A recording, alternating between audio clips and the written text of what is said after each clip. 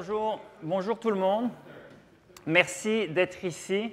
Bienvenue à ce dialogue sur cette conversation sur un rapprochement entre le Québec, un éventuel rapprochement entre le Québec et l'Ontario sur les questions d'électricité et de changement climatique.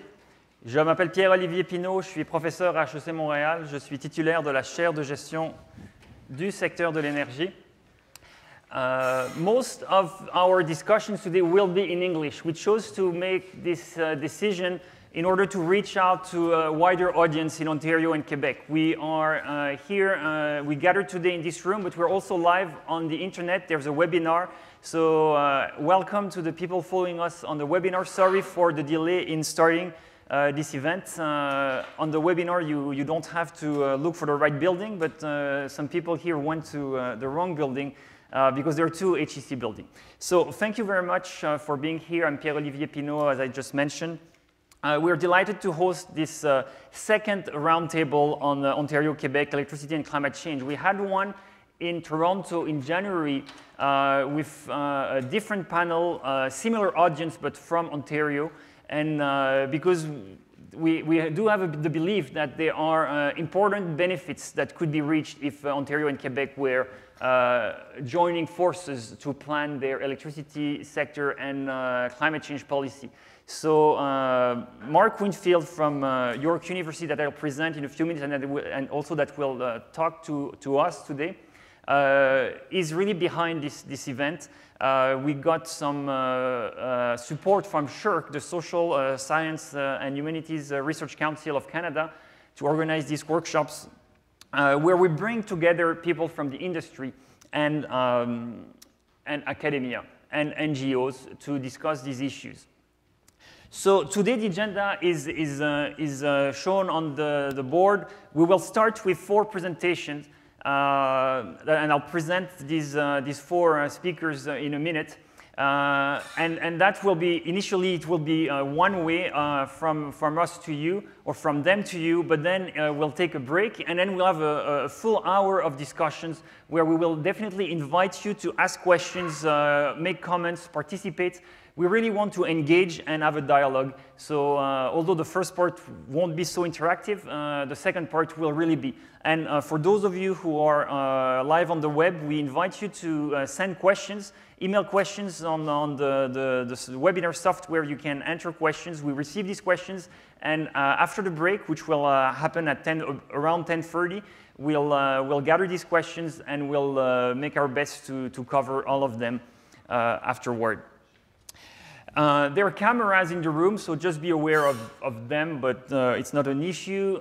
If you want to be heard by the people on the webinar, you have to walk to a microphone, so there are 2 microphones on both sides.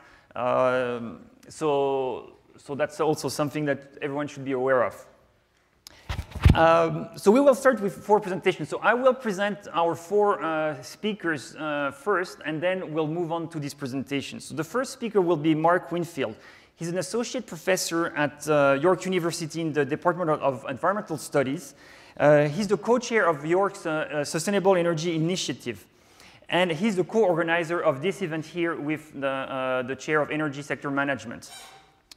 Before becoming a professor at York, Mark was at the Pembina Institute, and his expertise covers energy, climate change, and environmental policy. He has written extensively on these issues. And he will present to us policy motivations of Ontario and Quebec to discuss these possible greater ties that we could create between Quebec and Ontario. He will present more policy and academic perspective. Then we'll move directly to Daniel Saint-Onge from Brookfield Energy Marketing, who is directly in the industry doing some deals and businesses in the renewable energy electricity industry. And he will give us a perspective, commercial perspective on these issues. So we're really fortunate to have Daniel Saint-Onge, who before being at Brookfield was working in the US in the wholesale energy market. And before that was at Hydro-Quebec doing business development. Brookfield Energy marketing is the second largest exporter of electricity from Quebec. So although they are less known than the first company, who's the first exporter of electricity from Quebec, they are a significant player that I think deserves to be better known because they really know extremely well all the questions between markets and interconnections between markets and how to operate in these markets. So we'll get some insights, commercial insights from Danielle's presentation. Then we'll hear from Jack Gibbons. Jack Gibbons is an economist and chair of the Ontario Clean Air Alliance. He's very well known as an advocate for cleaner power systems. He's been very influential historically in the coal phase-out in Ontario. And now the focus can't be on coal anymore in Ontario. So there are other challenges to clean the power system. And Jack is an Ontario Clean Air Alliance is working on these other challenges. So he'll basically present some economic rationales for a greater integration. And then we'll have Gaëtan Caron, who is now an executive fellow at the University of Calgary at the School of Public Policy. He also has his own energy consulting company. He'll present a wider view and arguments on integration and the regulatory and challenges and the federal system in which we are that could prevent or enhance chances to have more of these interties.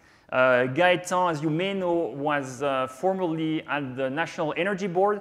He was not only playing guitar, I had the chance to hear him playing guitar at the National Energy Board, but usually his main duties were just to preside and be the CEO of the National Energy Board for 7 years.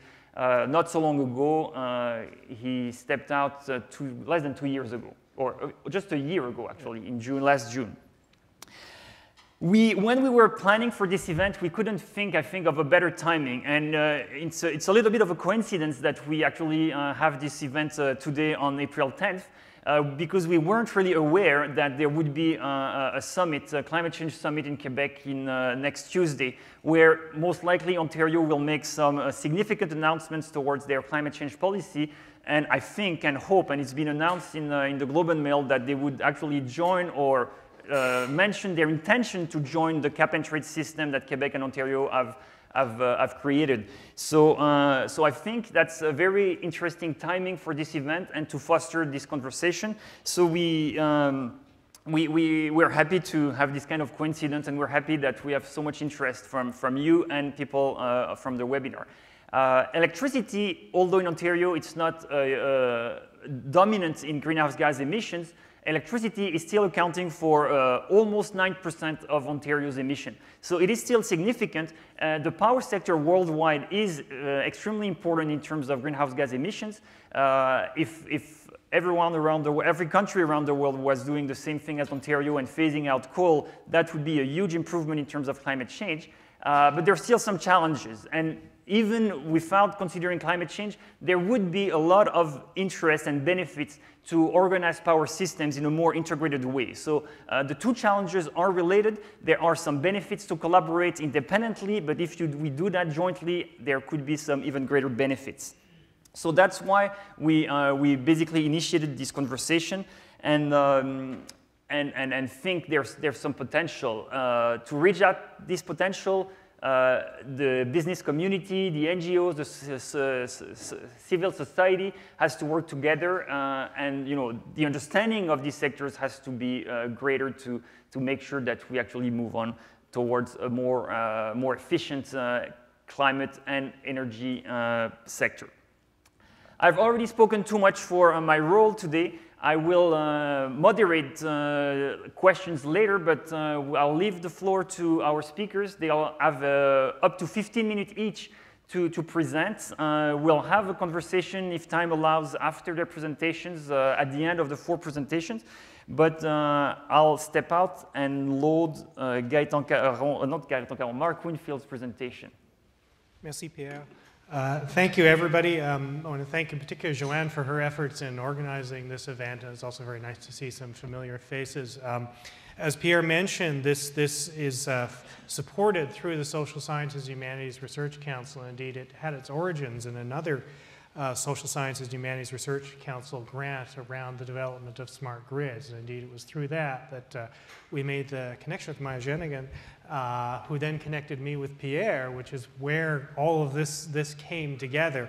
And there have been others who have been engaged in facilitating conversations in Eastern Canada around energy, particularly Normand Mousseau, who hosted a very successful event last November. I also want to thank you for indulging me in working in English today, because I'm afraid my French was not up to the task of working through this. I'm going to start by providing a little bit of background on electricity policy and the electricity system in Ontario, and then move on to talk about more of the specifics around why Ontario is particularly interested, potentially, in expanding its relationship with Quebec, and also to provide a little bit of information on where the climate change mitigation conversation in Ontario is as well, because as we'll see, the two are related in a number of different ways.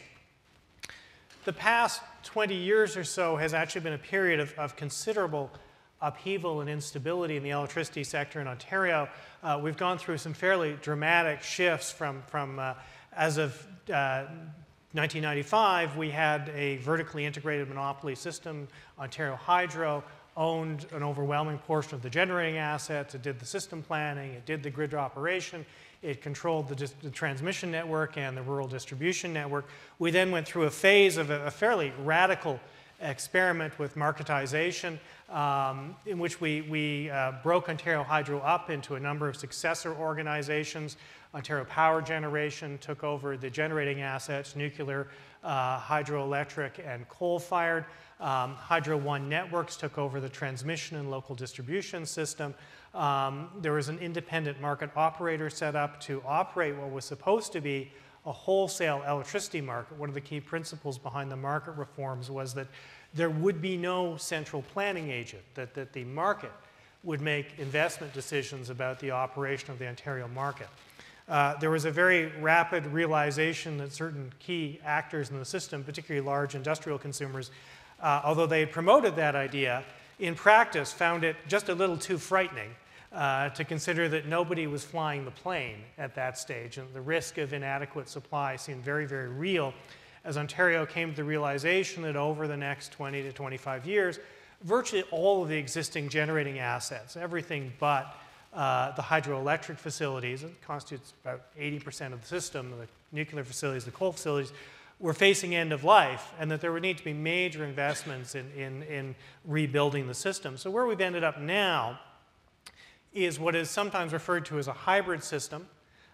We added 10 years ago a planning authority called the Ontario Power Authority, which also is now engaged in the process of contracting supply from private suppliers. Virtually all of the new supply which has been built in Ontario over the past 10 years has been done by private contractors, private operators under contract to the Ontario Power Authority. Indeed, the observation is made that we have the infrastructure for an electricity market, but we don't actually really have a market. Virtually all supply is on a contract basis, and we'll talk about that a little bit further along. The supply mix has evolved significantly over the past 100 years, especially in the last 50 years. Up until about 1960, the system was entirely hydroelectric. Indeed, people have made the observation that Sir Adam Beck, the founder of the Ontario Hydroelectric Power Commission, built a perfect renewable energy system. But as of the mid-50s, demand began to outstrip the supply of available hydroelectric or reasonably feasibly developable hydroelectric assets. And Ontario Hydro first began to build coal plants, and then through the 1960s and 70s made a major investment in nuclear energy, to the point where by the mid-1990s the system was 60% nuclear in terms of energy output. They retained a significant hydroelectric component, about 25% of the system, and fossil fuel, principally coal, actually role expanded in the late 1990s as a number of the nuclear facilities had to be taken out of service for refurbishment. Where we stand now as of 2015, as the system is about 40% nuclear in terms of installed capacity. We have phased out coal-fired generation. This is generally regarded as the single most significant action in Canada so far in terms of reducing greenhouse gas emissions.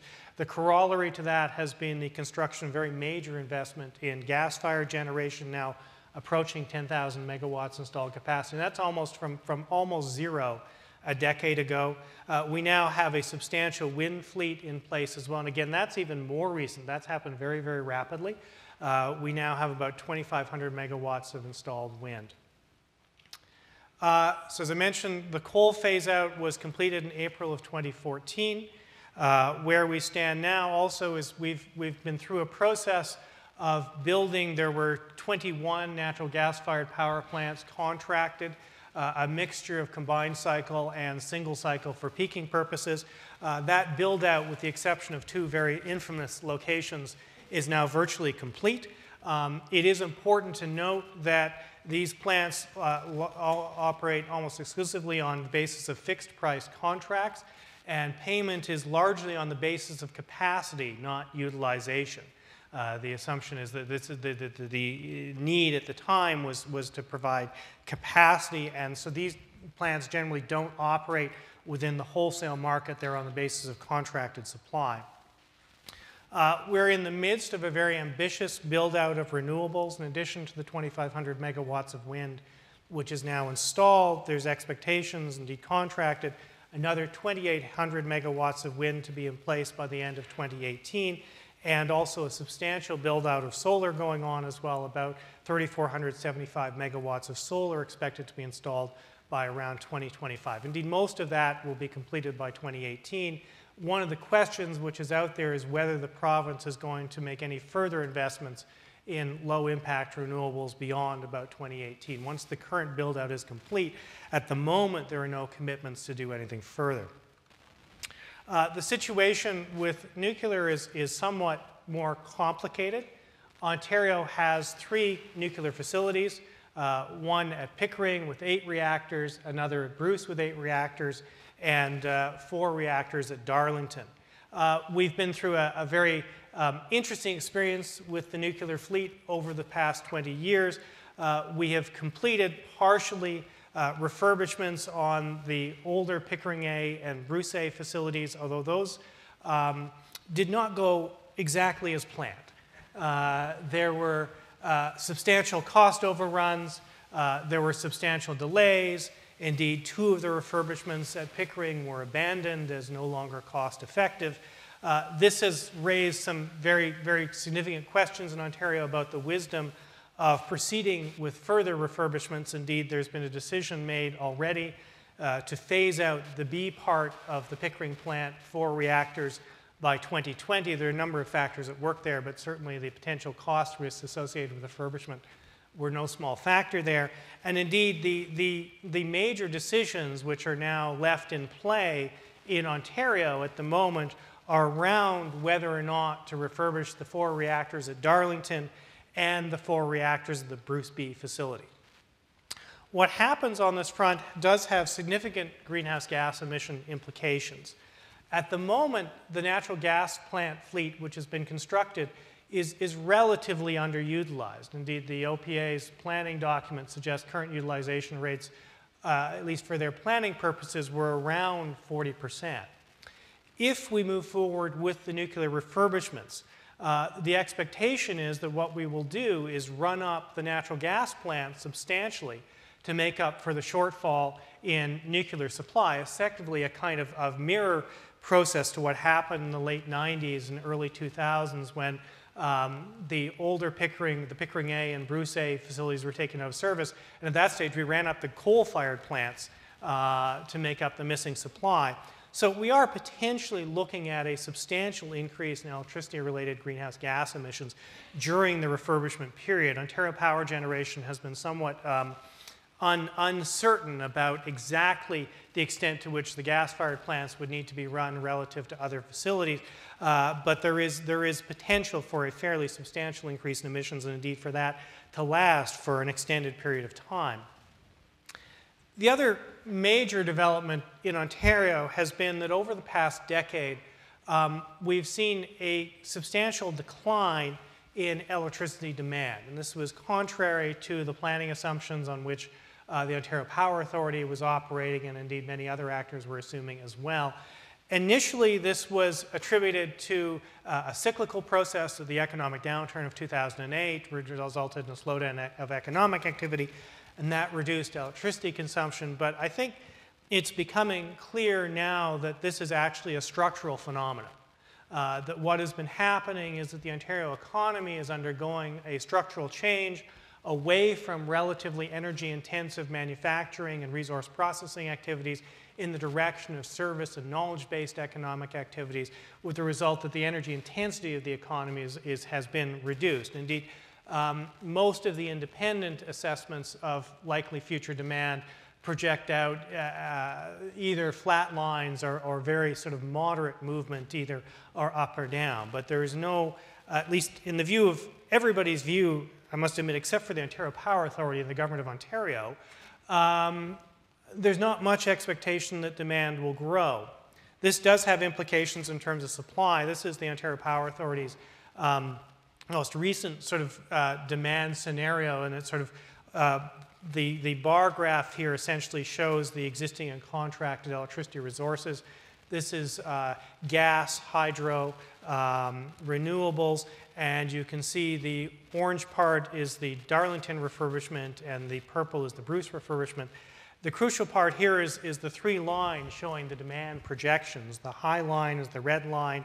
The medium, which the province says it's operating on the basis of, in the middle, and then the low line, which is the green line, and you'll notice it's essentially flat and indeed cuts through the rationale for some of the nuclear refurbishments very tidily.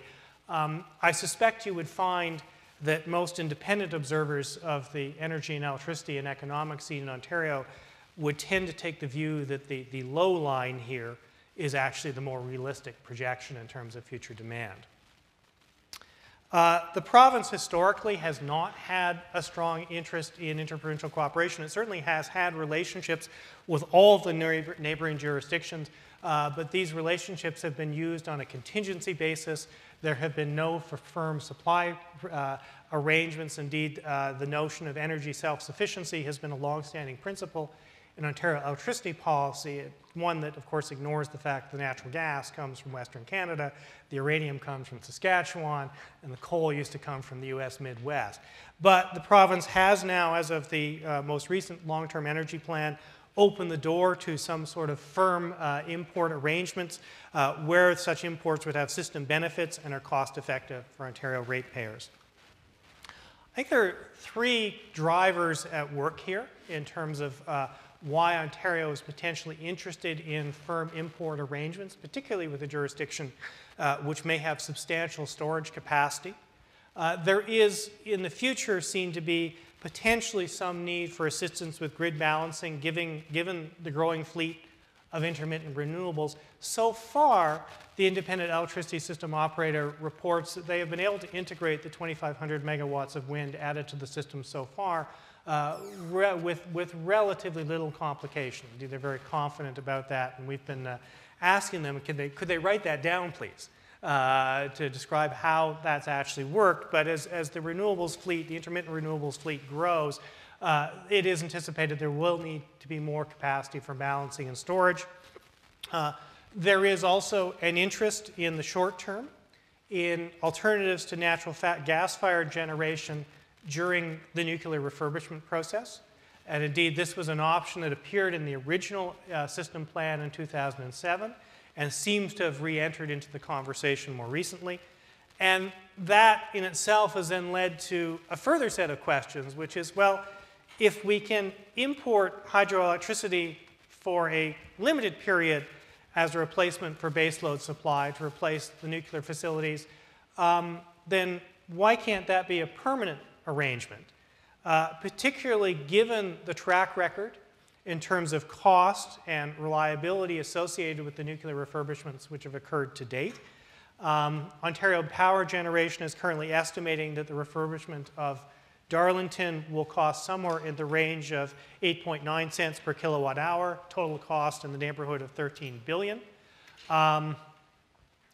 Many other observers regard these numbers with some suspicion, given the track record in the past. I'm sure Jack will speak to this in some greater detail, but that has prompted an interest in alternatives to this path that maintain the low carbon aspect of the nuclear component of the system, but that can deliver reliable electricity supplies to Ontario ratepayers at lower cost. There has, in fact, been some serious investigation of this by the OPA and the IESO. Most notably, they did a report on Ontario's interties last December. They put the current capacity in terms of the Ontario-Quebec relationship at 2,775 megawatts under a status quo scenario that can accommodate approximately firm imports in the range of 500 megawatts. To increase that capacity on the Ontario side, at least, there would need to be about $325 million in transmission upgrades. Though it's important to note that these are upgrades that are anticipated in the Ottawa area anyway. To move to larger scale imports, we're looking to move to 1,800 megawatts. They estimate about 500 million in transmission upgrades. And to increase the firm capacity, so this is for firm capacities, this is while retaining the capacity for a dynamic relationship for contingencies between the two jurisdictions, but then also to accommodate firm imports, to move up to about 3,300 megawatts, which is basically the output of Darlington. We would be looking at need for investments in the range of an additional 1.4 billion over the 500 million to go to 1,800 megawatts. So somewhere in the neighborhood of about $2 billion. From an Ontario perspective, this is potentially, although substantial projects, this almost entirely involves upgrading of existing corridors on disturbed landscapes. And the track record in Ontario on transmission projects in terms of cost and timing is basically very good. It's very reliable. These are probably reasonably firm figures in cost.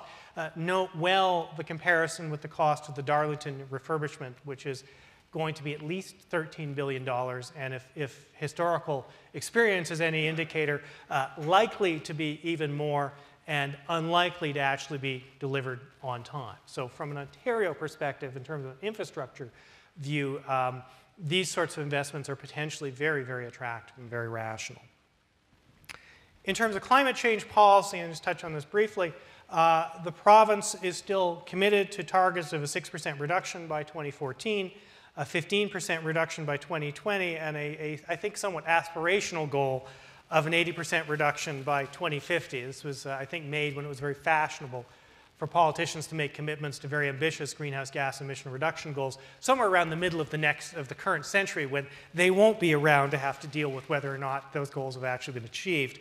The current situation in terms of greenhouse gas emissions is that we have, in fact, met the 2014 goal of a 6% reduction relative to 1990, so effectively roughly the Kyoto target, a product of a combination of the coal phase-out and the economic downturn.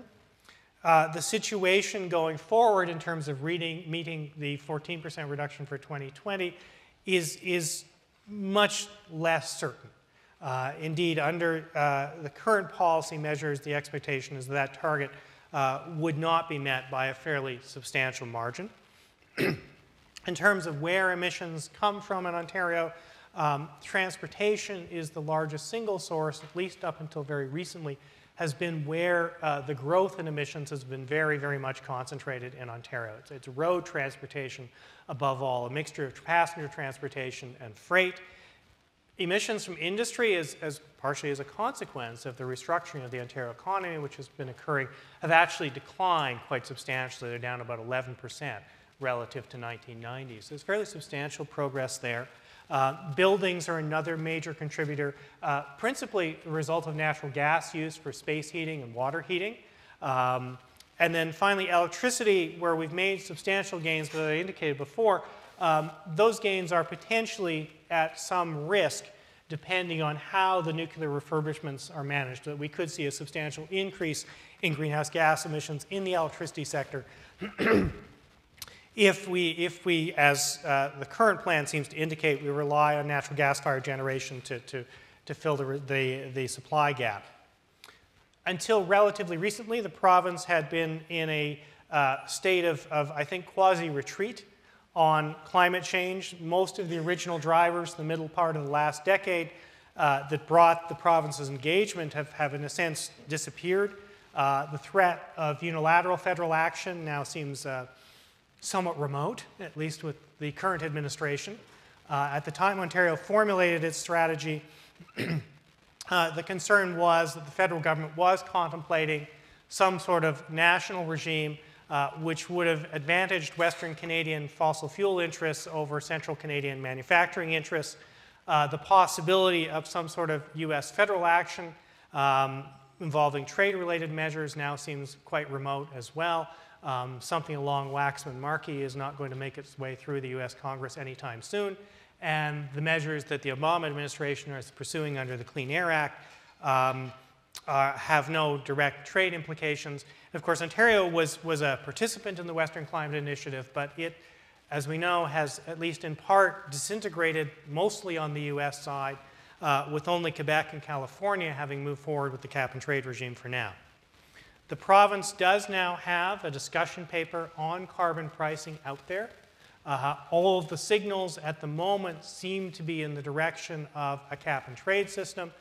There's been some debate about the possibility of a carbon tax, but it seems more and more likely the province is going to move forward with cap and trade. And indeed, the relationship with Quebec is probably a significant factor in the province's decision to move in that direction.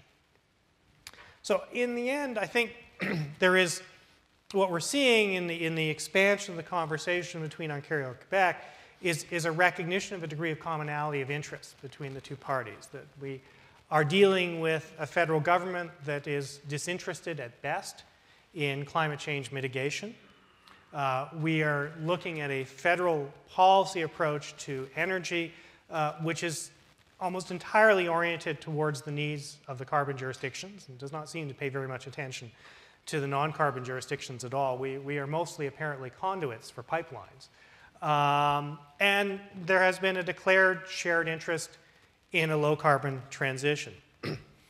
From Quebec's perspective, at least this is sort of Ontario's understanding of where Quebec is at on this, there has been a weakening of the traditional US export market for electricity, largely a result of the availability of fracked natural gas as a marginal fuel in US electricity markets. And there is also some concern about exposure around the relatively small carbon market that exists within the WCI framework with just Quebec and California. My understanding is Quebec would very much like to have another jurisdictional partner in that system. From Ontario's perspective, the interest is in lower cost, low carbon alternatives to nuclear refurbishment, either short term or long term, and there's some debate about which the focus should be. There is potentially, as we move towards nearly 10,000 megawatts installed of intermittent renewables in the Ontario system, the need to balance the intermittency. There is a desire for some greater flexibility in planning as well, that it's quite clear that previous efforts at system planning on the electricity side in Ontario have been excessively rigid, partially because they have relied too much on large centralized generation and have been unable to cope with changes in economic conditions or structural changes in the economy. And it's also, I think, quite clear that our Premier does have a personal interest in demonstrating leadership on the climate change file. So I'll close there. Actually, I'll leave my background slides for later. So I think the potential is there. There is a potential meeting of interests between the two provinces around energy and climate change, which has already led to some concrete measures, but there is, I think, substantial potential for that cooperation to grow over the next few years. Thank you. Thank you very much.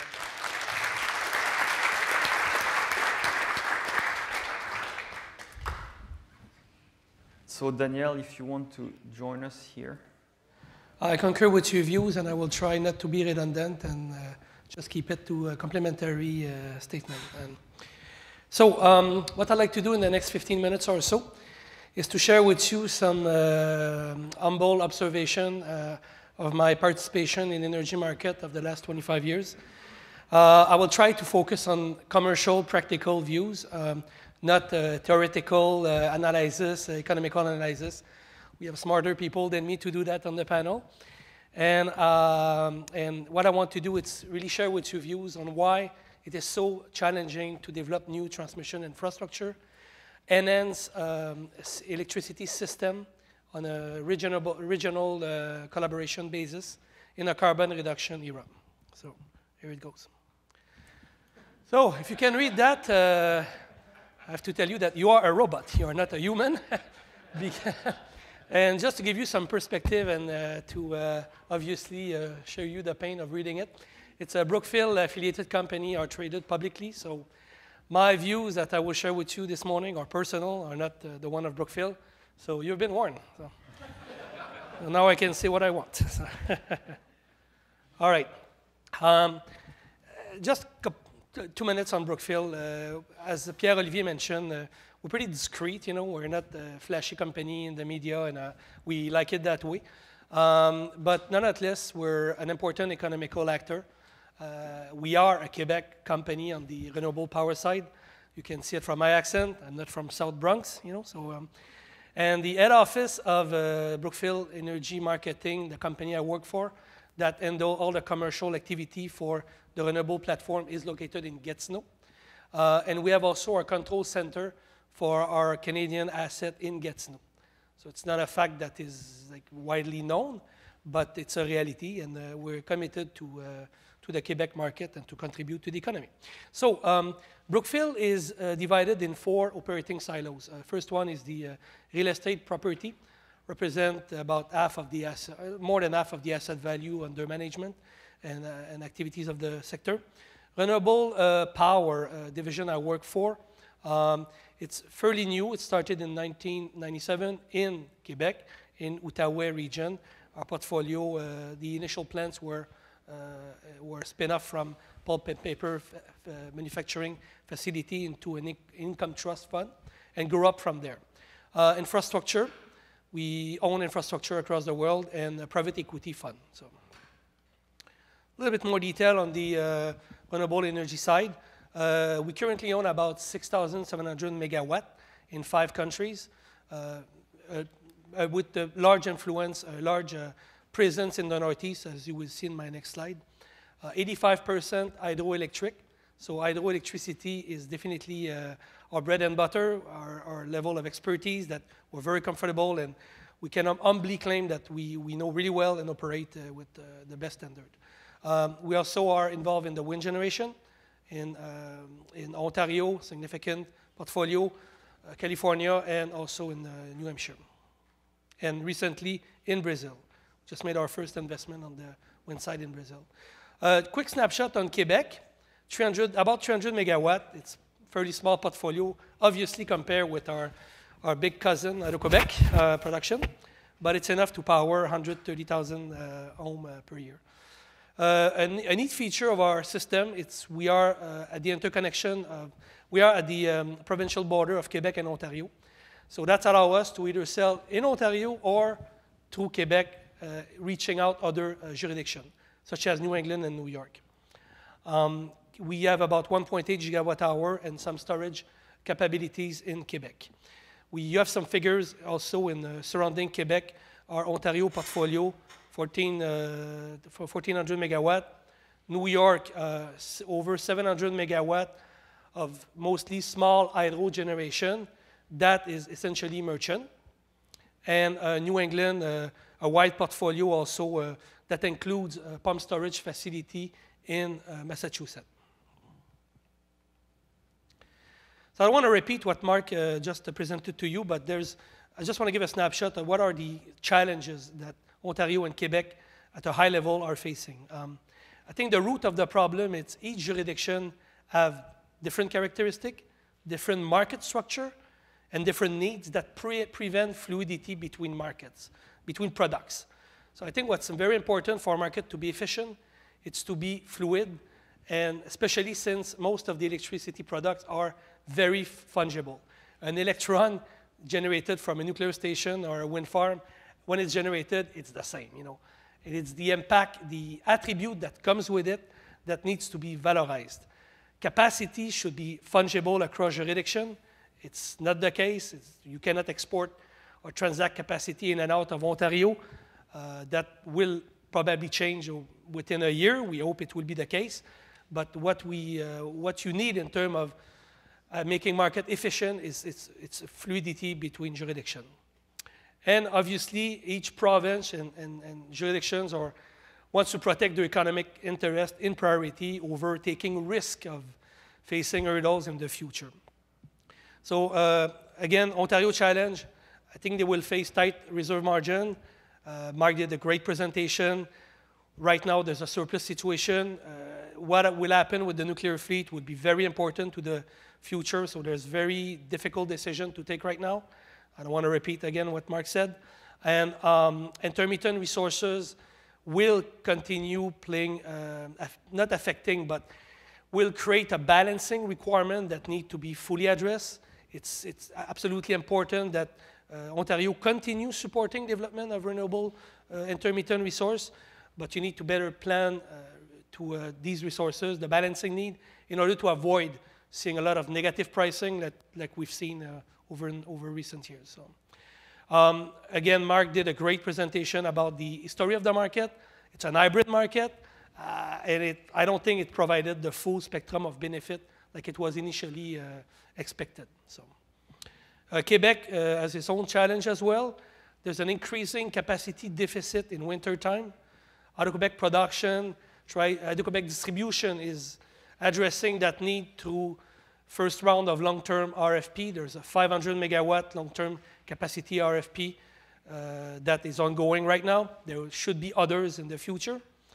One of the problems that Hydro-Quebec production is facing to foster its surpluses or to find, obviously, a market for these surpluses is the lack of long-term contracts. So that's a very important feature to enhance the development of transmission infrastructure. You need a long-term signal, mid to long-term signal, to stimulate the development of such costly infrastructures. Because of that limitation, Hydro-Quebec is actually capitalizing on all the interconnection capacity. Brookfield as well, we are exporting in the US, but whatever is available is being fully optimized right now. So we need more capacity, more intertie capacity between Quebec surrounding jurisdiction. It's very difficult also with the local opposition. As you see with Northern Pass, it's not easy to build any transmission line. People don't want to see these assets in their backyard. And also low shale gas pricing should be there for the foreseeable future. It affects a lot the electricity pricing. Is directly correlated. And we don't have a crystal ball to say when it will go up, but I can assure you that it will come up at one point, and nobody has a crystal ball. I've seen a lot of cycle in that industry, so the debate is open on that front. Another important challenge is hydro generation benefit and environmental attributes are not fully recognized. So we're considered, I said we because Brookfield is in the same boat as Hydro-Quebec production, we should be recognized for the benefit that we provide to the region. We're treated like brown power coming from a coal station. The energy we receive the same price. In some jurisdiction, there's a recognition, but it's extremely small. Doesn't make any difference in the long run. But Hydro-Quebec has been very active in the US to at least get the carbon value of its generation recognized to make a difference at the end. So. Quickly, 2 slides on the intertie. Just to, my previous comment was a segue to that slide about the current interties being mostly used and essentially used for short-term energy balancing need. There's no long-term contracts that optimize the value of these interties. And just as a reminder, most of them have been built following long-term contracts. So we need long-term contracts to justify building more. So this is the same with Quebec. This is the capacity with the surrounding region, with the respective energy consumption and peak demand.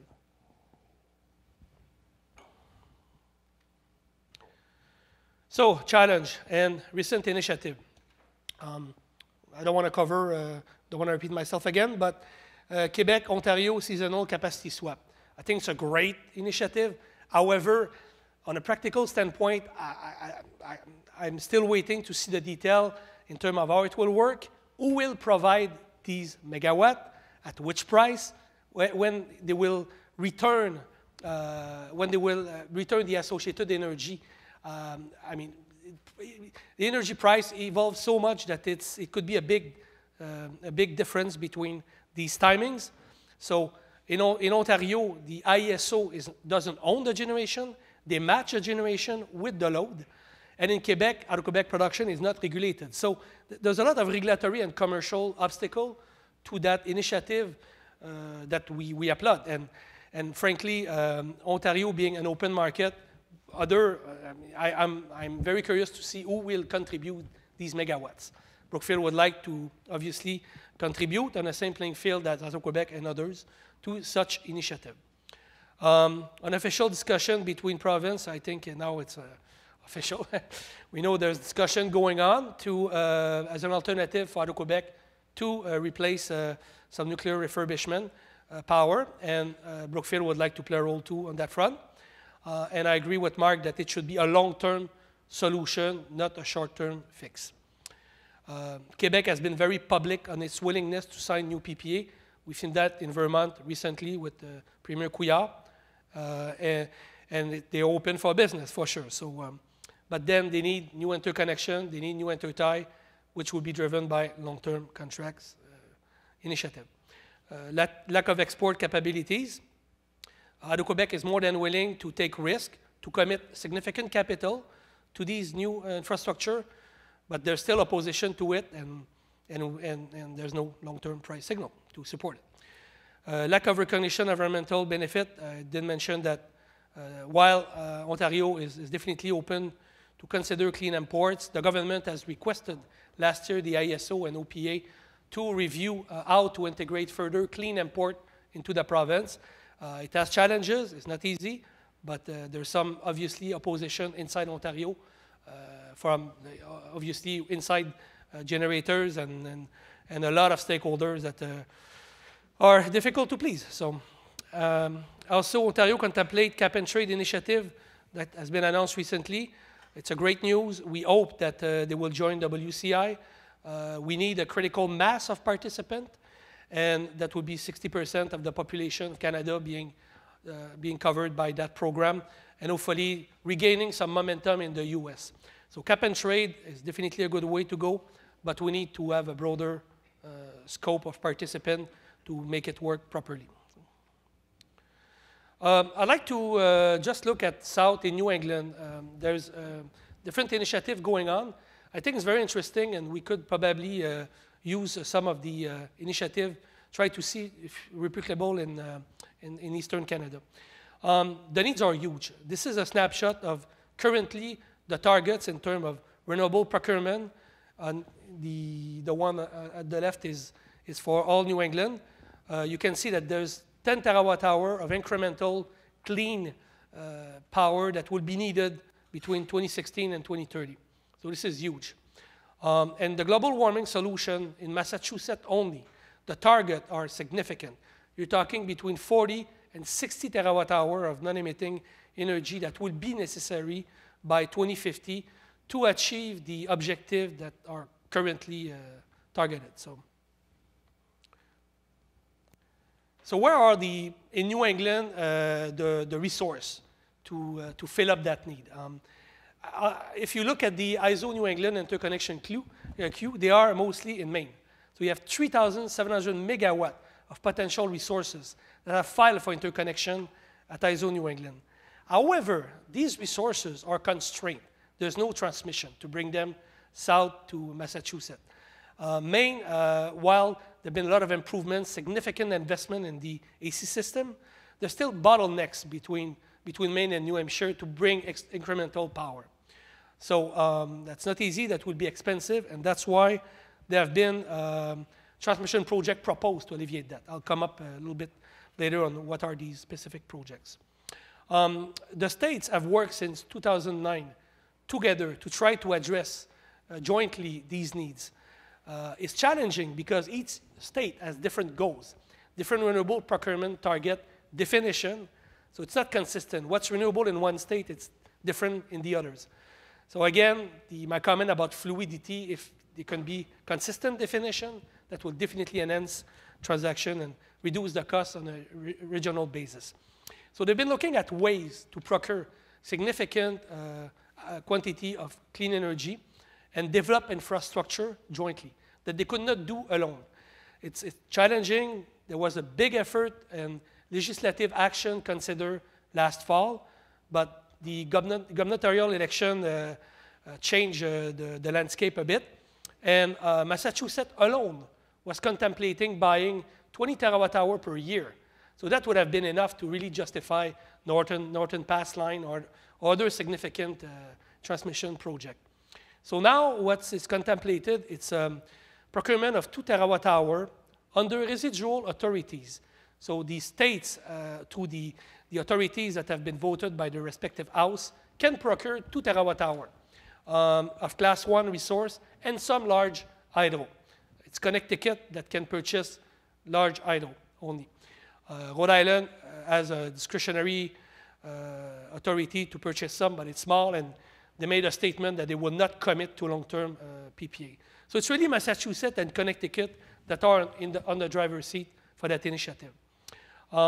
It's what they're seeking. It's new, clean, incremental resource that can be linked with or without new transmission asset. So it's either with a fixed price PPA or a commitment to delivery. So I think the states are willing to subsidize transmission line as long as there's at least a commitment to deliver from a resource portfolio of resource at the other end. So we hope that the states, and we filed comments along with a lot of other stakeholders, because right now it was simply a draft RFP that has been proposed. So we hope that they will consider purchasing much larger quantity and increase the scope of the procurement to really justify larger project. Again, Brookfield, our portfolio of small hydro generation in New York and in Maine is essentially merchant, and would love to contribute to that initiative. So these are some of the projects announced, the transmission projects, that Hydro-Québec is involved in some. And some of them are really, really long, really expensive. Others, like there's one between Massachusetts and New York that has been announced, only 25 miles. So the length of it affects, obviously, the cost. The portfolio that back each of these projects is also very important. But there's challenges, It's huge investment. You need to commit to have a long-term vision to make it work and to justify deploying that capital. So, if you were able to read my forward-looking statement initially, you shouldn't have any problem reading that. Okay. So we believe that a good solution path is to bundle hydro and wind. Because if you build these transmission infrastructure only to tap on new wind resources, it's too unpredictable in terms of generating profile. As a rule of thumb, wind farms generate about 34% of the time. So what do you do with the remaining available capacity? And you don't know when the wind is there. So at least hydro energy is more predictable and can fill up the available ATC and make it more economic. So you're able to bring a lot more incremental clean energy, enhance the reliability and the economic of any of these projects. So we believe that's a good combination, and we're pushing for it right now in the different jurisdictions where we're active. So I don't want to talk a lot about the EPA, just a quick snapshot to tell you that it's a potential game changer. It's very complicated.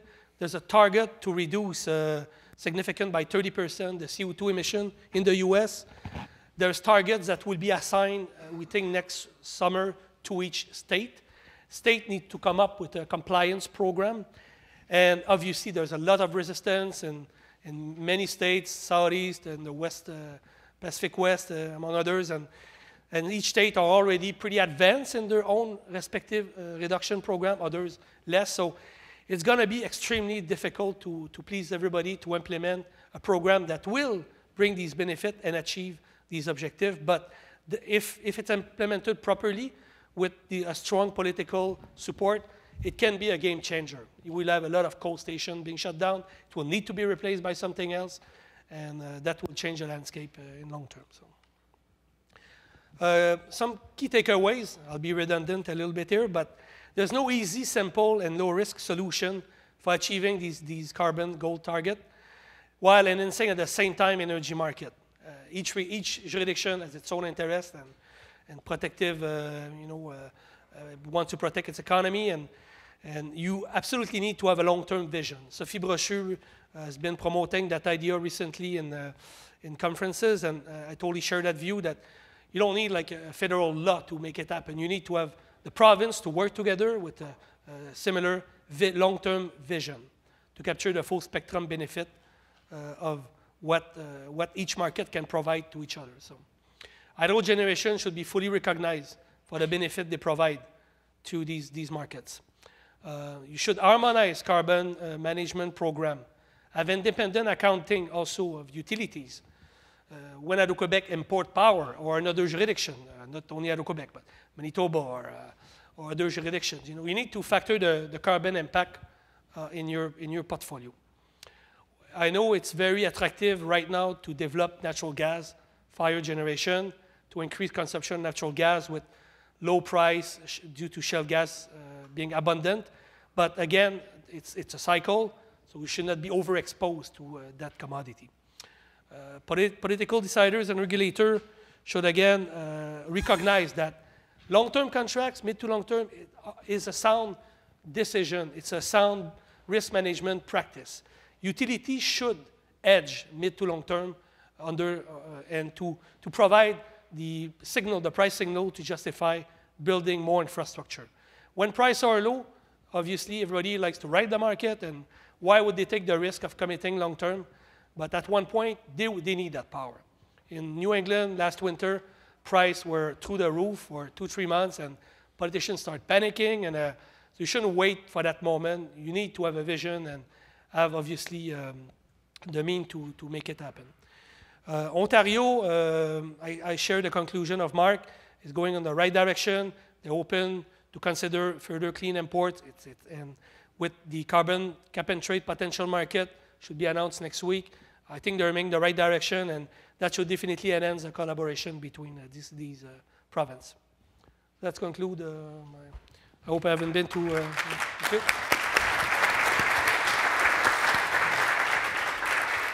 Thank you very much, Daniel, for this very interesting presentation. Jack Gibbons will present next. Thank you, Pierre. It's great to be in Montreal today to talk to you about the huge potential benefits from increased electricity trade between our two provinces. And this is a great time to capture those benefits because Ontario's electricity system is at a crossroads. We're at a crossroads for 2 reasons. First, most of our aging nuclear reactors will come to the end of their lives during the next 10 years. And as a result, we have the opportunity to rebuild our power system from the ground up. And the second reason why we're at a crossroads is that our electricity rates are skyrocketing. And as a result, all of our political leaders are now looking for new options that can actually lower our energy bills. So we're open to new solutions. Now, there are 2 visions, there are 2 competing visions of how Ontario should meet its electricity needs going in the future. So we definitely have visions in Ontario. The first vision is that over the next 15 years, we should rebuild 10 of our existing nuclear reactors. According to this vision, we would remain dependent on high-cost, unreliable, and inflexible nuclear power to 2050 and beyond, and our electricity rates would absolutely go through the roof. This is a vision. In my view, it's actually a nightmare, but this vision or nightmare is actually the official policy of the Government of Ontario. Remain dependent on high-cost, unreliable nuclear power to 2050 and beyond, keep on pushing up our electricity rates. Now, the second vision is that we should invest in energy conservation, and we should invest in green energy and move to a renewable energy future for Ontario. And the great news is that in cooperation with the province of Quebec, we have the ability to move Ontario to a 100% renewable electricity grid by 2030 and lower our energy bills. And that's possible because there is the potential gains from trade between our two provinces are so huge. And I'd like to make this point very clear to you by looking at Ontario Power Generation's proposal to rebuild its Darlington nuclear station. OPG is proposing to rebuild Darlington. They say it will cost 8.9 cents a kilowatt hour. 8.9 cents a kilowatt hour. And then on the other hand, in Quebec, according to the Quebec Energy Commission, you have a large and rising surplus of electricity that you're exporting to the United States, and most of this electricity you're exporting to the United States at an average price of 3 cents a kilowatt hour. Now I ask you, does it make sense? Does it make sense to rebuild Darlington at a cost of 8.9 cents a kilowatt hour when you people in Quebec are exporting power to the US at 3 cents a kilowatt hour? Well, to ask the question is to answer it. It doesn't make sense. It simply doesn't make sense to rebuild Darlington at 3 times the price of Quebec's electricity exports to the United States. So what we're proposing is a better alternative. We're proposing that Ontario should sign a 20-year deal with Hydro-Quebec, long-term electricity supply agreement at 6 cents a kilowatt hour, double what you're getting from the Americans. And under this deal, we could cancel the Darlington rebuild project, and it would lower our electricity rates by $700 million a year, or $14 billion over 20 years, over the length of the contract. And it would also be advantageous for Hydro-Quebec.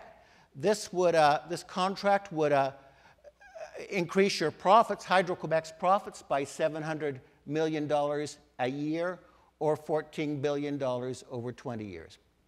So that's what we're proposing. Huge potential economic benefits for both of us. And this deal would eliminate approximately 80% of your surplus power that the Quebec Energy Commission is saying you'll be exporting for 3 cents a kilowatt hour. So that's our first proposal for increased trade between our two provinces. But the good news is that there are at least 3 additional opportunities for profitable trade between our two provinces. And they are energy efficiency, wind power, and electricity storage. Let's start with energy efficiency.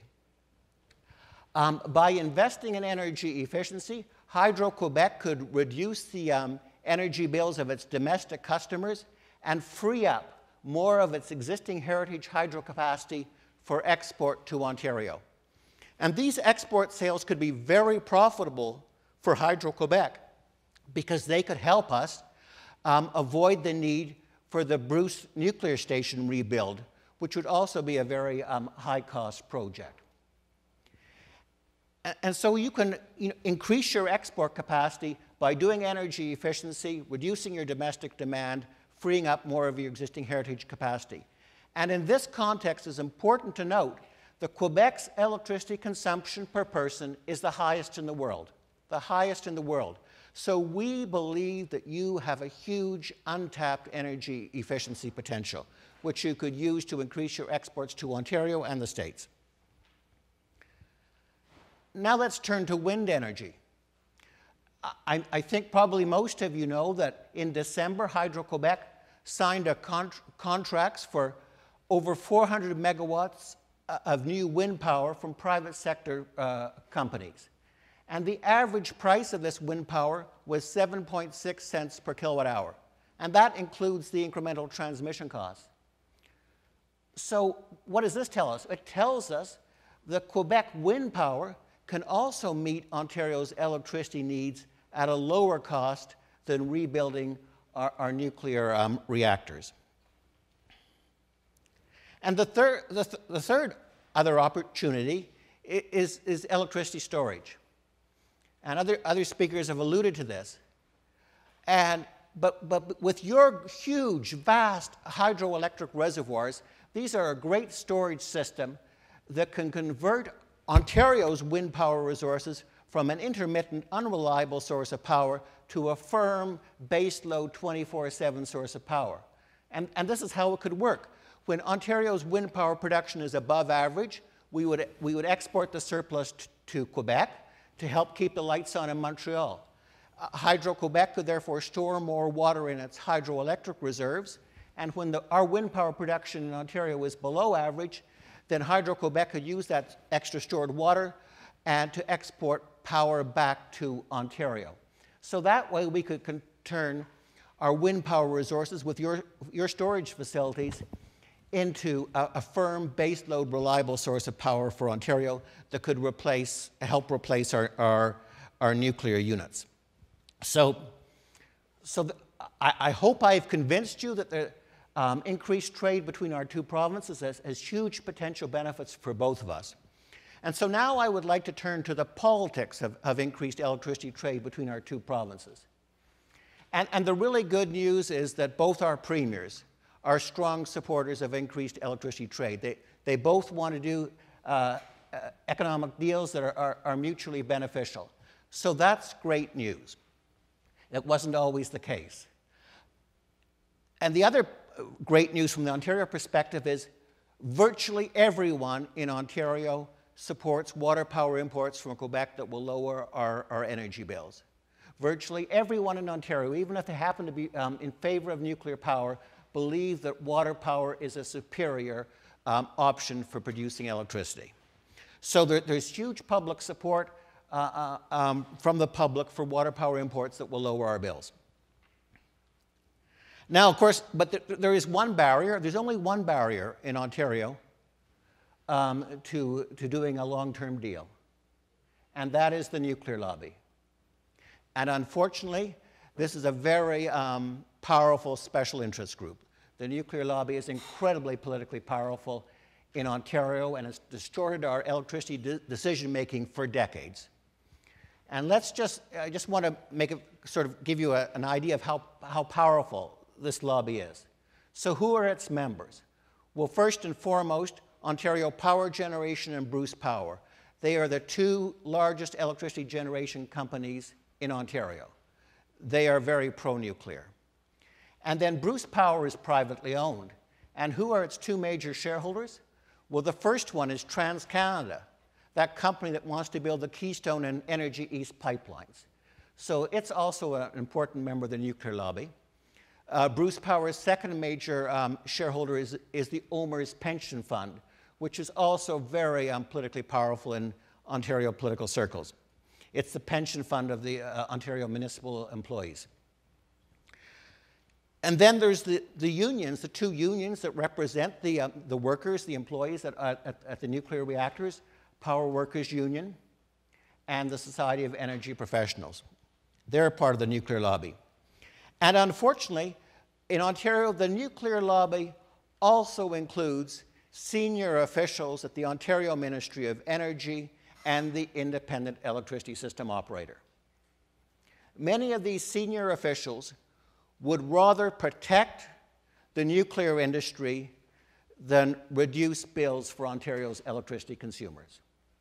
And many of these senior officials will do their best to persuade Premier Wynne to not sign a long-term electricity supply agreement which could jeopardize the Darlington or Bruce rebuild projects.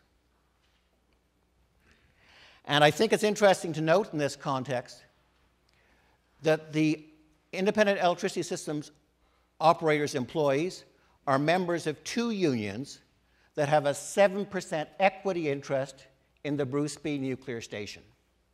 So if the Independent Electricity System Operator, on behalf of the Government of Ontario, signs a sweetheart deal with the Bruce nuclear station, instead of importing lower-cost power from Quebec, well, then the employees of the Independent Electricity System Operator will be better off financially. So that's what we would say is like an apparent conflict of interest. Nevertheless, I believe that we can beat the nuclear lobby because Ontario's voters want lower bills. And we will continue to do our best to build public support in Ontario for increased electricity trade between our two provinces.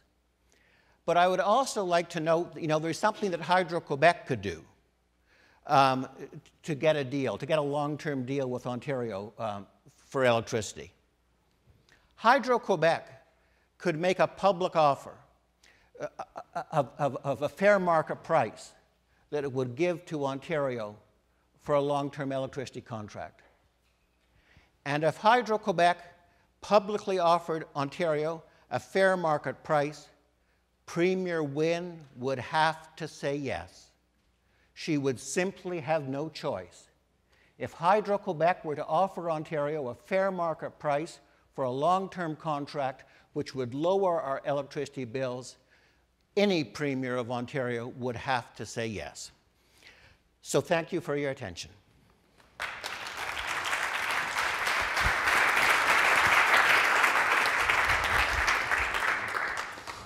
Thank you, Jack. We'll move to Gaëtan Caron. Merci, Pierre-Olivier. Bonjour à tous. Good morning, everyone. It's nice to be here. I have almost nothing to add, except that Pierre-Olivier wanted me to give something which is very difficult, I find. He wanted me to give you a perspective on what the federal umbrella can do to help in this vision of increased trade between these two provinces. And the answer will be not much, except perhaps stay out of the way. But I'll provide a bit of nuancing to that so that it's not that boring, and I'll be brief. What I'd like to acknowledge, though, beyond perhaps the lack or the limited opportunities for the federal level of our Constitution to help here is I want to acknowledge the difficulty there is in electricity markets to integrate. I heard Pierre-Olivier speak a few weeks ago to a group of people, and he used the phrase about electricity trade and facilities as in French, patchwork désarticulé. And for those who don't speak much French, désarticulé in English, if you go through the various dictionaries online, you have words like disjointed, dislocated, and even the word wrecked. So that is a potential description of the complexities involved in having a free movement of electrons between two provinces. And an analog that Pierre-Olivier provided is the case of pipelines. Gas and oil pipelines are highly integrated in North America. If you look at the map of pipelines in North America, you see a big spaghetti of lines going from anywhere to everywhere. And boundaries between provinces and states and nations are not much relevant, except in cases exceptionally high profile, such as the Keystone XL project. So I'm going to try and provide a bit of a perspective on that. And as I started to prepare for this, I was wondering, why integrate? And I think Jack provided the best answer, is that it makes economic sense to integrate. There is something to be achieved if you believe in free markets with economic efficiency. The search for economic efficiency will benefit the consumer, it will benefit the producers, and it will benefit those who connect producers to consumers. It has been amply demonstrated, in particular during natural gas deregulation in the mid-'80s. In Canada, natural gas supply jumped up significantly when you deregulated the way natural gas was going to be found, developed, transported, and consumed. So let me talk about a few things about that.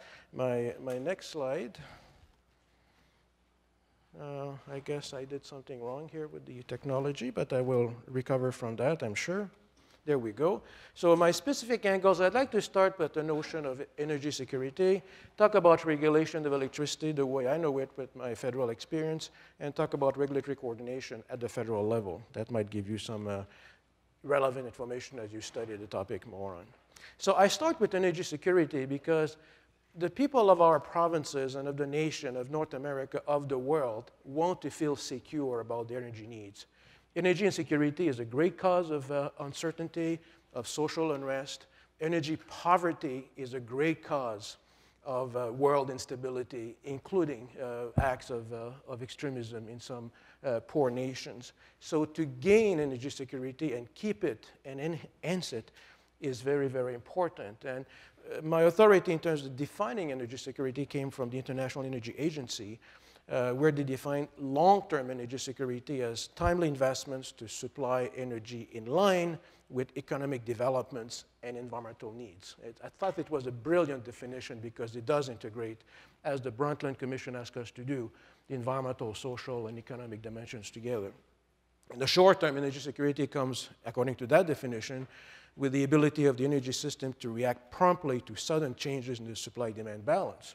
Again, Jackie spoke about wind versus hydro and stuff like that. So I thought it was a nice framework to think about why are we looking for east-west movement of electrons. It's an economic efficiency leading to energy security and all the benefits that naturally come from that in a free market. I keep making the same mistake in my page down, but I'm learning along the way. So what are the threats to energy security? That's based on my personal experience, mostly on the hydrocarbon side, but also in terms of overall energy analysis. And the main one I will cite here is interference with the free operation of market forces. Mess with the market, and bad outcomes happen. It's guaranteed. And examples of that, of interference, include unexpected policy or political actions. Well-programmed, consultative policy change is good, but unexpected, turn on a dime, and surprising the marketplace is not good. Unexpected actions of major market participants. In other countries, thankfully, this is not relevant to us, military interventions, geopolitical events, and back to us, again, physical and e-security, if they are lacking, can cause threats to energy security. The plus side of the same thing is how can you promote energy security? You create a positive investment climate. Some people have lots of money. They want to make money with their money, and investing in energy is a really good way if you can have a positive, favorable investment for that. So lower electricity for Ontario and Quebec consumers comes with a positive investment climate.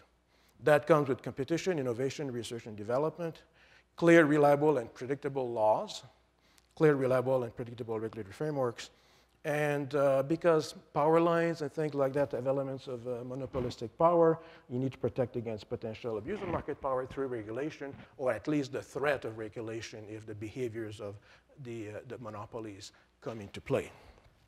This is classic course on Regulation 101 that I just gave you in a nutshell. So before we talk about East-West, and in fact I won't talk much about East-West, there is a lot of movement north-south, a lot of energy, gas and oil, and electricity moves north and south between Canada and the United States. So I wanted to find a source that would explain the federal government's policy in respect of energy exports. And it took me like, you know, on Google you find things in 15 seconds. I must have spent half an hour to find this baby. And I found it in an obscure document from Natural Resources Canada, an energy markets fact book.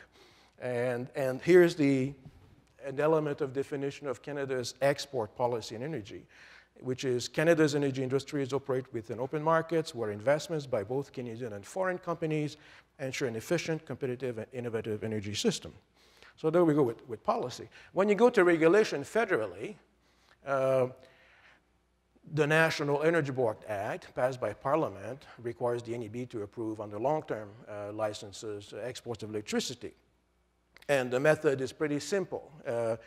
You have to, as a proponent of an export, demonstrate the impact or lack thereof on other provinces. You must inform potential buyers and give people an opportunity to have the electricity on comparable terms. That's it. And you can get a license for up to 30 years. So talking about long-term commitments between Ontario and Quebec and vice versa, you can make, under federal laws, long-term commitments to Americans without any difficulty in terms of the function of exporting. That's classic, and it happens all the time, and it's not difficult to get because there's lots of electricity to be had, and if there is a surplus, a license can be issued if you follow the procedures. In terms of interprovincial movement of electricity, this is not my field, and I will be contradicted by some of you, either on the webcast or here, but my understanding is that the interprovincial movement of electricity is not explicitly or specifically regulated. We have premiers and ministers making statements, but they are not regulators. They offer their visions and their ideas, but who works there? There's the system operators and all these moving parts in Ontario, in Quebec, there's the Energie and things like that, but the movement of electrons itself between provinces is not very regulated, not very liquid, and based on what my colleagues have said, far from having reached an economically efficient status. You could reduce consumer prices. You could improve profits for producers by being more economically efficient. It's a fact. Just how to get there, which is the difficulty we're talking about this morning. So if you look at the interprovincial electric power lines, I'm back now from Energie to power lines. This is the map produced. I lifted that somewhere from Google again. You can see the amount of integration within the United States is clear and abundant. And you can see the lack of movement between provinces in Canada in terms of electricity. That's a reality. Now, that's good news for those who don't like the federal government to put their nose where they shouldn't. Interprovincial power lines are not regulated by NEB, as a matter of fact. There is a section of the Act that has never been used since 1959, when the NEB Act was passed, that says the Governing Council may make orders designating a specific interprovincial line to be subject to having to get a certificate from the NEB. Never been used. I suspect never will be used. Therefore, the result of that is that facilities that would be involved in east-west trade between Ontario and Quebec are not regulated by any federal body. Unlike pipelines, any pipeline crossing an interprovincial boundary must be, in part or in whole, federally regulated. So that's the situation on regulation by the federal level of the interprovincial trade. The obstacle is not there, just to eliminate. Just a few more remarks before I offer my recommendations, Pierre-Olivier, on how to advance the dialogue. That's why we're here today. A few observations.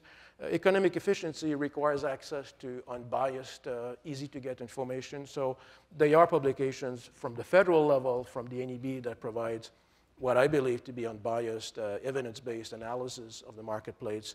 I name a few of them here as to what the NEB publishes, and that gives you a flavor there, and I can answer questions about them to the extent I know about these, and I know quite a bit during the Q&A.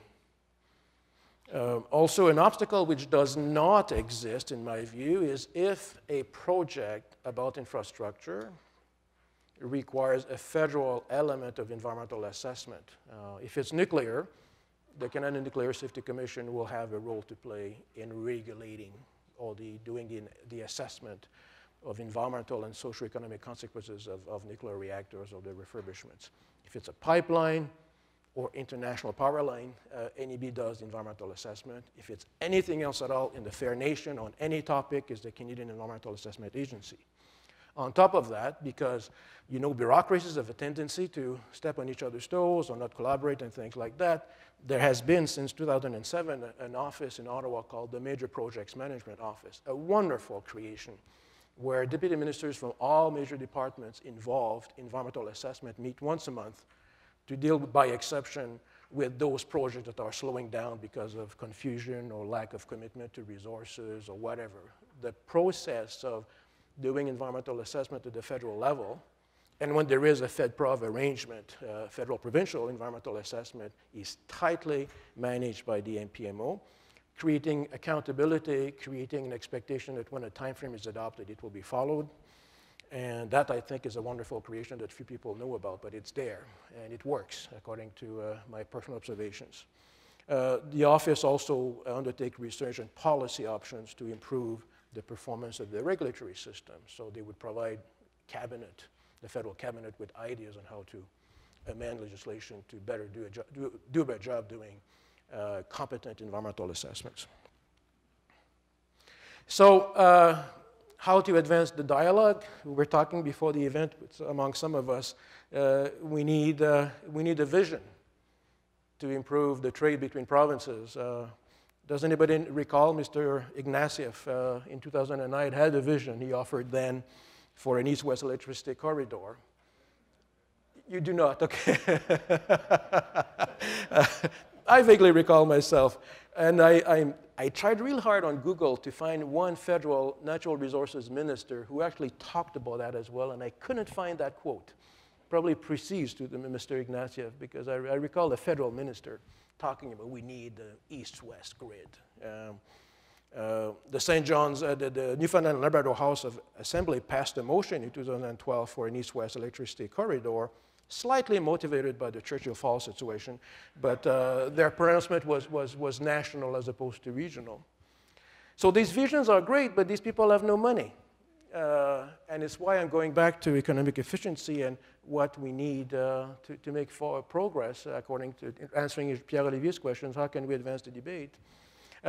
What I think is much more promising, and that's not a federal observation here, but premiers have recently decided to roll out a national energy strategy with energy and environmental components. So the news you've been hearing about, the further developments, I think this is really good news. If you feel that the electricity and the energy file is lacking a definite goal in terms of environmental performance, I think the premiers of provinces and territories are on it, and I think they'll do it.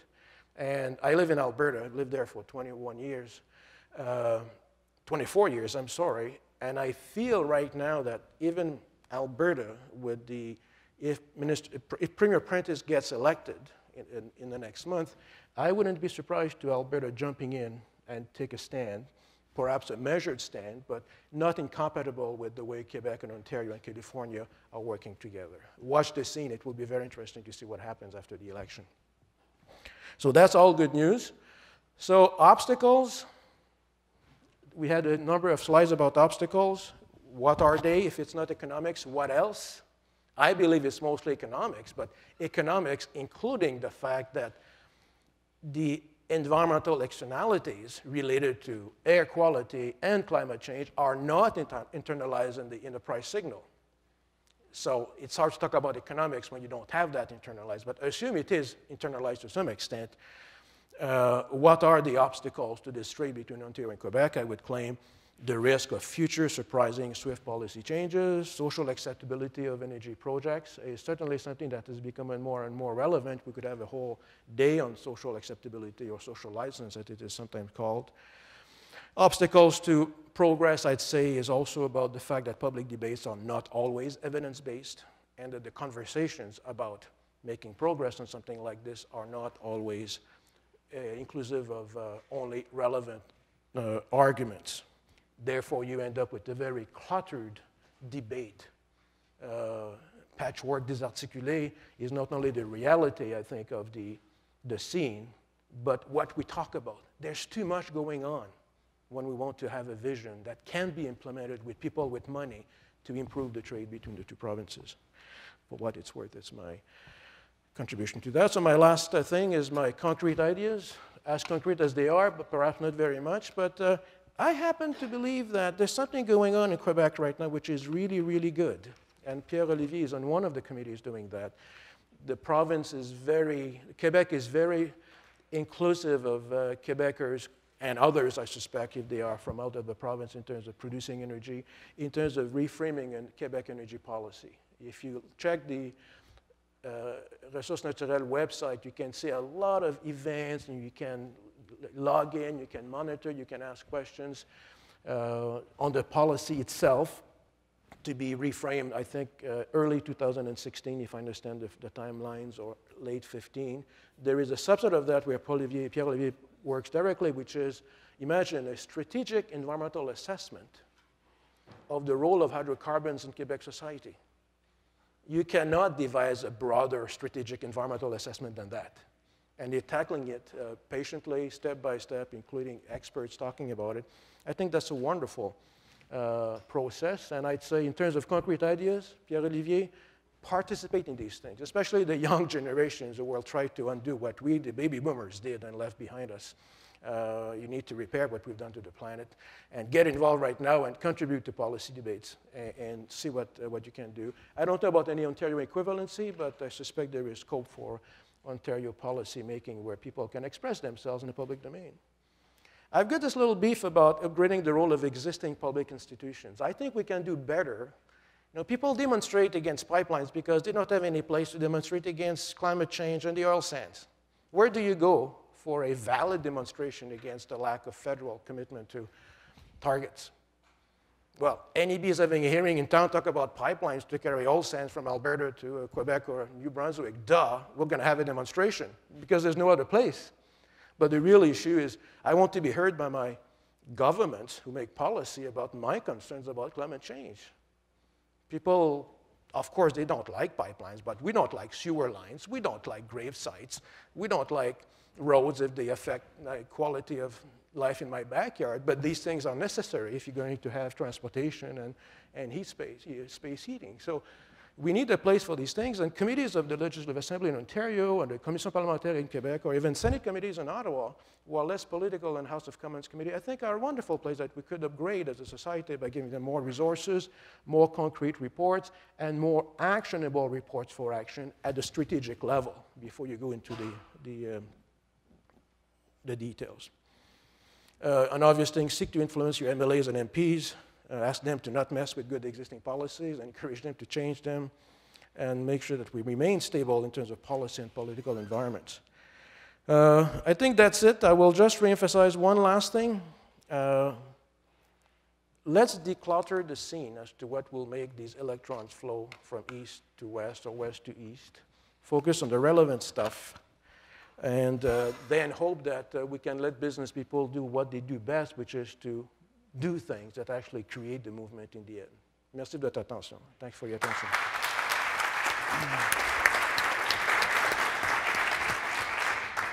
Merci beaucoup, Gaëtan. Thank you very much. So my suggestion is to take a 20-minute break.